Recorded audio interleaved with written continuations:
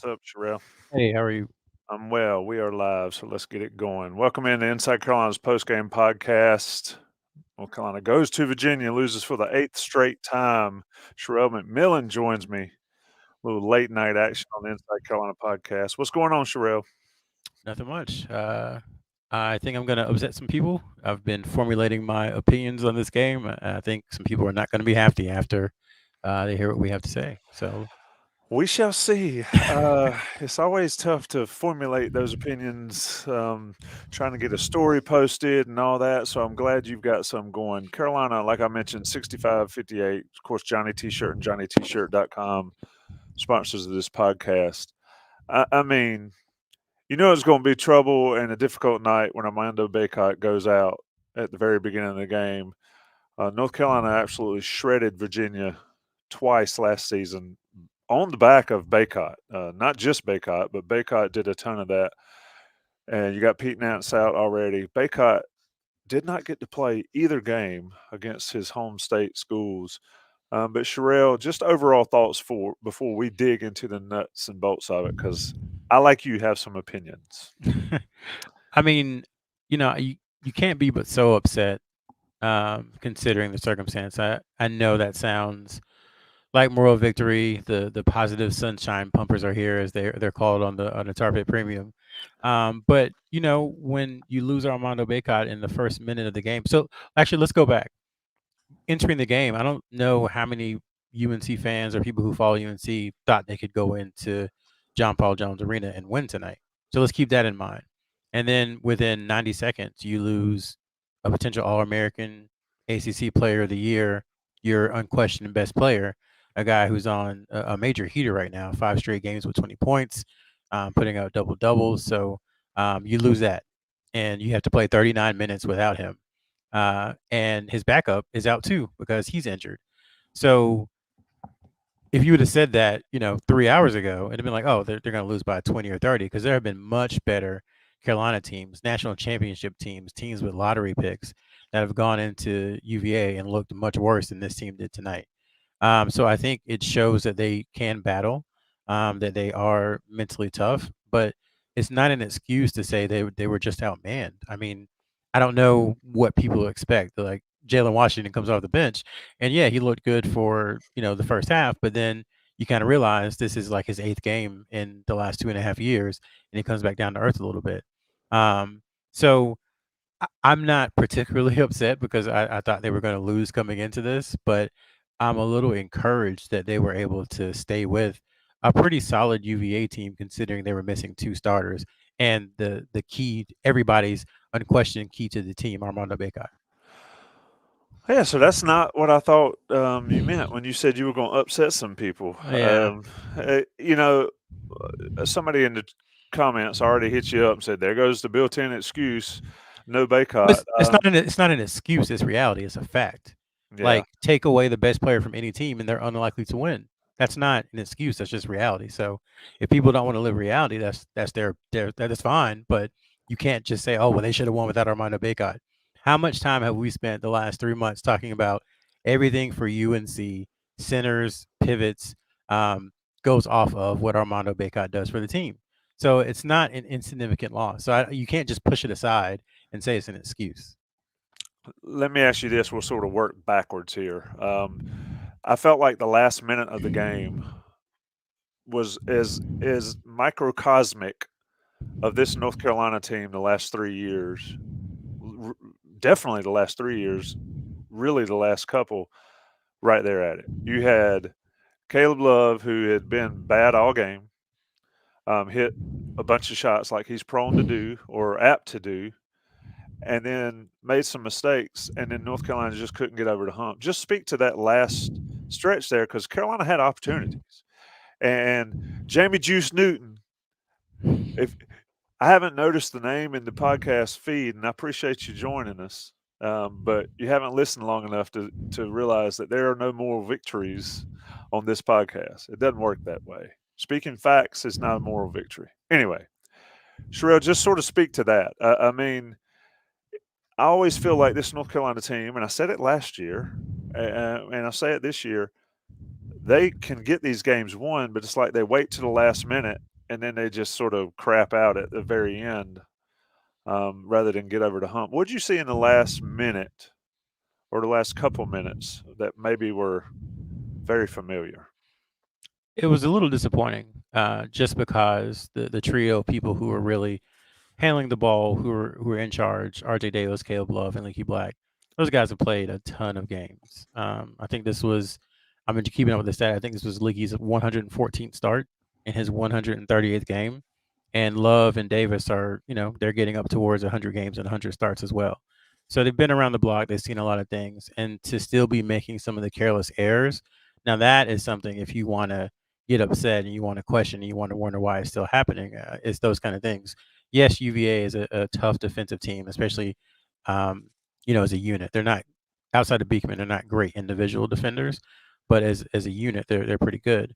So you expect a couple of turnovers, but some of the turnovers were just simply careless or lackadaisical, or just throwing the ball with not enough verve, I guess you would call it.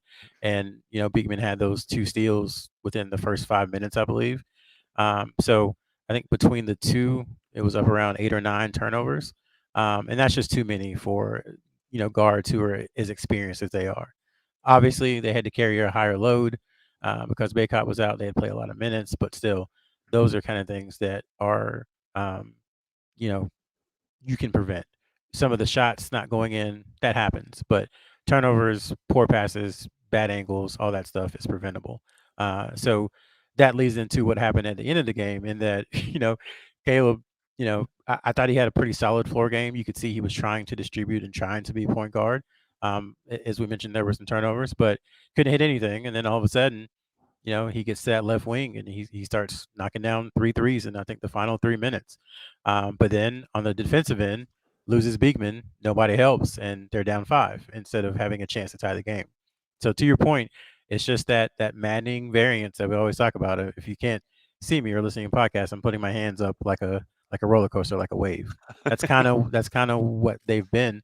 And outside of that stretch last year, it's been that. So you just hope they can get out of it somehow. But this loss is not compounded with what they've done the rest of the season. Yes, it's not great, but in isolation, losing at UVA isn't.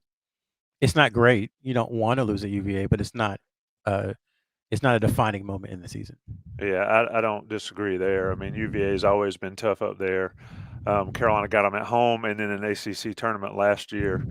65-58, Carolina loses. Love was 1 for 8, and then he finishes 4 for 13 with 13 and hits the big shot.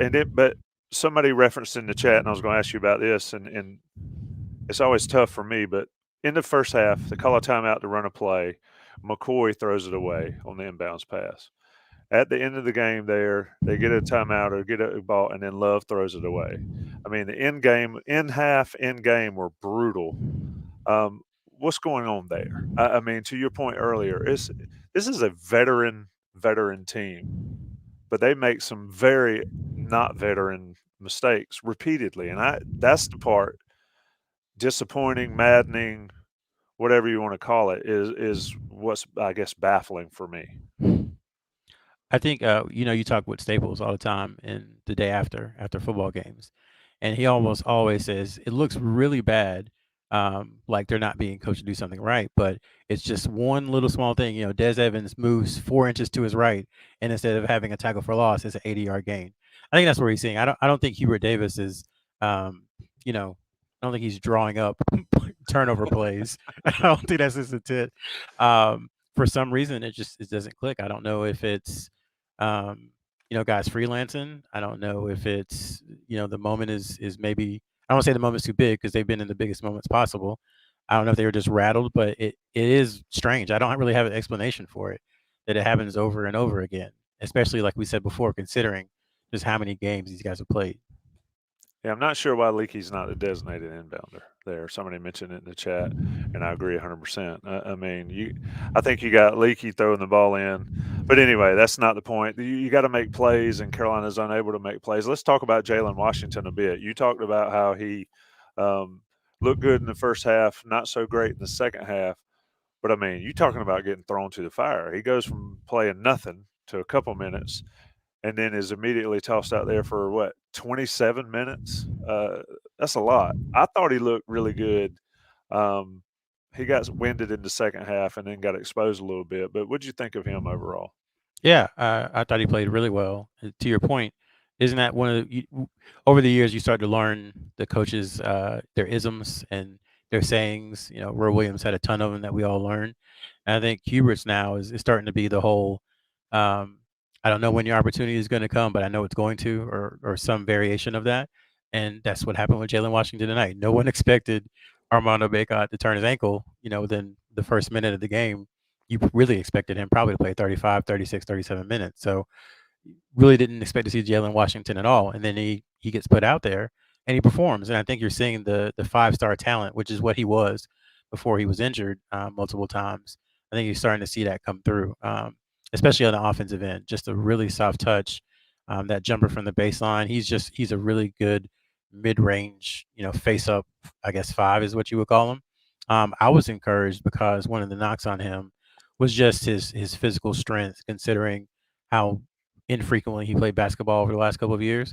But he battled in there with some big, strong guys, and pulled some rebounds away from him. He moved well without the ball. Showed really no ill effects of any injury. It was more just fatigue and, like you said, being thrown out there against a really good defensive team. But it bodes well for the future. I don't, obviously you can't expect that from him every game. But I thought Vitale had a great point that if Baycott is, can get back healthy and Nance can get back healthy, and you have Washington now with the confidence he gained from this, if he can play 10 or 12 minutes a game, that changes things for UNC a little bit and allows them to do a little bit more. So from that aspect, it might be a lose the battle, win the war type situation. But definitely coming out party for him and happy for him because, as you know, he's been through a lot the last 2.5, 3 years. Absolutely, and everybody, to a person, says he's just a great kid and a great, story, and he works his butt off. First half, 5 for 7, 12 points, 3 rebounds in 11 minutes. Second half, 0 for 4, 3 rebounds in 16 minutes in the second half. Clearly the big fella, um, it worn out, period. Yeah, You you heard on the broadcast they said he played more minutes tonight than he had the entire season, yeah, which means he played more minutes tonight than he has the last 2.5 actual calendar years. there's So, your relevance to that. Let me ask a question about, Hubert Davis's rotations. I thought the lineup there, and I had it like from the 16-minute mark to the 11-minute mark, when Virginia got cooking a little bit. And I don't like singling out one player because everybody wants to talk about, let's talk about Justin McCoy. He's blah blah blah. But Justin McCoy is what he is. He does the best he can when he's out there. But I just didn't like that lineup. I'm sure rotations in general. They hadn't had a whole lot of rhyme or reason. I said on the last podcast with Dewey, I felt like it was the NBA way. Your lineups and your rotations are based on the matchups, whereas maybe Roy and Dean Smith were gonna play who they're gonna play, no matter who they were playing. What have you thought, specifically tonight, but in the last couple weeks? I would say probably to the untrained eye, and I'm counting myself in that, a little uneven. Um, one guy might play 20 minutes one night off the bench, and the next night he plays 3.5. And I don't know if that's great or conducive to building chemistry and building a bench, but I'm sure there's a rhyme to the reason, whether it's matchup dependent or who played well in practice. Obviously, we don't have access to watch practice. I wish we did, but we don't.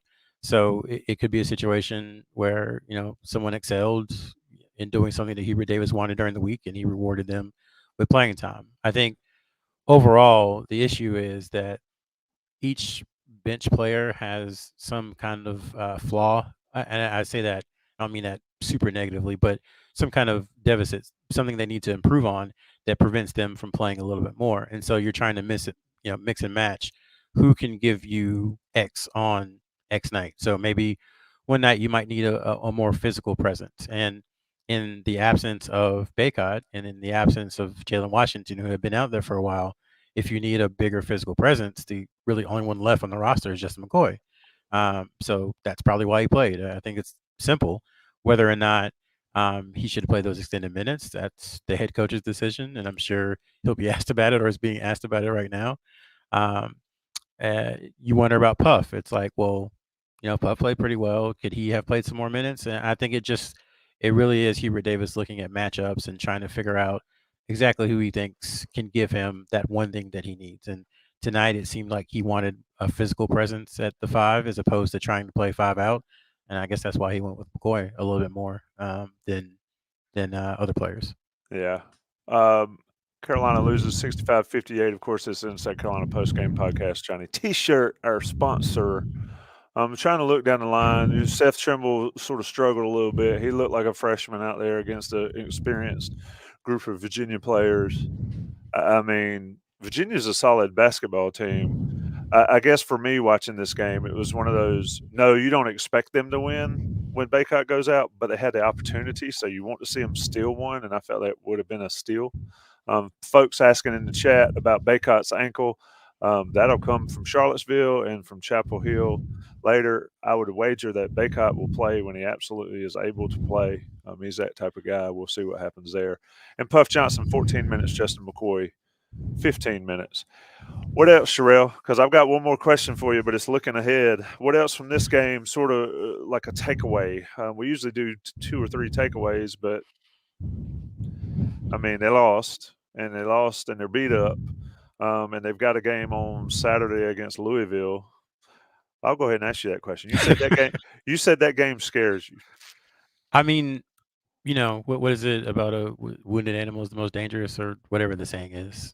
I can't remember exactly what it is, but basically the idea that someone who desperately needs a win, who desperately needs something positive to happen, they see that Carolina Blue come in and they see that potentially they'll be without Armando Bacot, and who knows, what Nance's status is going to be, and they might get a little confidence in themselves. And if there's anything this UNC team has proven is that they allow teams to get a little bit of confidence in themselves, and once that starts, it's hard to stop. So you just hope they go in there and take care of business. You hope Armando Bacot's well enough to play. If he's not, then I mean that's going to be. I think that's going to be a dogfight, despite how awful, putrid, terrible, bad Louisville has been this season. And if you're not going to have the Q1 wins like North Carolina is struggling with right now, you cannot have this kind of loss. This would be, I think, it'd be a Q3 loss, and you just can't have that on your tournament resume, especially if you're trying to avoid that 8-9 line again. And we're talking about the Louisville game now, folks, because this game in Virginia is a Q1 loss for sure, and will be. Carolina 3-3 in the conference. I don't even know what they are. 11-6 overall. Yeah, 11-6. But go ahead. I was going to add too. This is one of the reasons I was talking to a friend, but it makes a ton of sense. This is why you have to beat Iowa State. This is why you have to, a couple of those games that were 50-50. Alabama, you had to lead in overtime. Iowa State, I think you were up 7 with 4 minutes left. Pitt, you were up 8 in the second half. Tonight, you were up 7 in the second half. Is there another one they were up in the second half? I can't exactly remember, but it's kind of a recurring theme. So to your point, they have to close some of these out. And if you beat Iowa State, it doesn't look as bad. Or if you are able to get the win against Alabama, then you're 11-5. You're not feeling as bad. Or excuse me, you're 12-5. You're not feeling as bad, but 11-6, and now you've got the really one quality win, which is Ohio State. So you got to be big Michigan fans the rest of the way. You got to hope Virginia Tech turns things around. They've struggled recently, and then you got to go out and just beat some solid to good teams, and they'll have the opportunity over the next couple of weeks.